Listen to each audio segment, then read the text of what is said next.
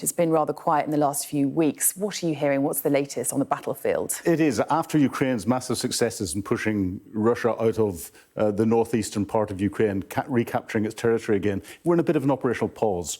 I think we've got a map coming up in a second, which will show that the Russians are still advancing a little bit in the centre towards the town of Bakhmut, but they're on the outskirts of it. They're not in it. To the north of that, east of Izium, the Ukrainians are still making some advances, but I think we're building up to something happening down in Kherson, and the Russians are pushed up against the Dnipro River. There's about 5,000 of them in an area there. The bridges have been taken down. They're pontoon bridges, and the ferries that are there haven't got the capacity for them all to withdraw. And certainly when things go quiet in terms of what the Ukrainian officials and politicians are talking about, we can expect that something may happen. We can expect something to happen, yes. But in terms of Russian mobilisation, let's talk about that now. How many Russian reservists, as far as we understand it, have been called up so far? And indeed, how well has it gone? Certainly the fact that Putin has announced domestic mobilisation is going to end suggests it's not gone very well. It is. Putin said he wanted to mobilise 300,000 reservists. He himself admitted 222,000, so he's in the right sort of ballpark that the West has assessed. But the mobilisation, the individuals are coming in. There's an awful lot of reports saying they're not being trained, they're not getting the proper equipment, they're having to buy their own body armour, for example. And then we saw what happened at the shooting range at Belgrade.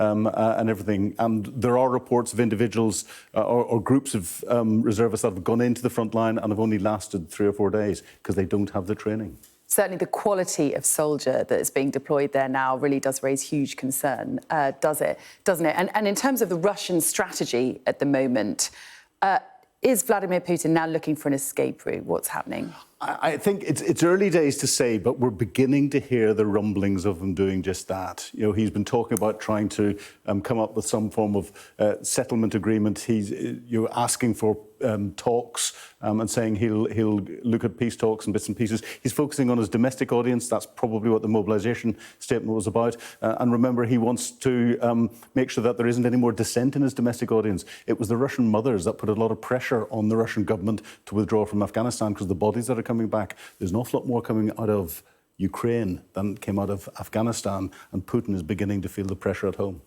Interesting. And let's talk about the outside support that Ukraine is getting. There's barely a day that goes by at the moment that we can't bring up the name Elon Musk. Tell us the latest. Yes, well, Elon is the Starlink satellite system on, off, or back on again. He provided the Starlink satellite system to the Ukraine to use in the disputed areas, gives them communications that they can't get through the mobile phone network. As you know, it doesn't work, and other satellite systems that can be intercepted. And then there was a comment from a Ukrainian official that criticised Elon Musk personally, and he decided that he would not provide it anymore, and I think he's been persuaded to provide it now for free. He did emphasise that it's costing his company about $20 million a month just to do this, and other companies providing defence capability are actually getting paid.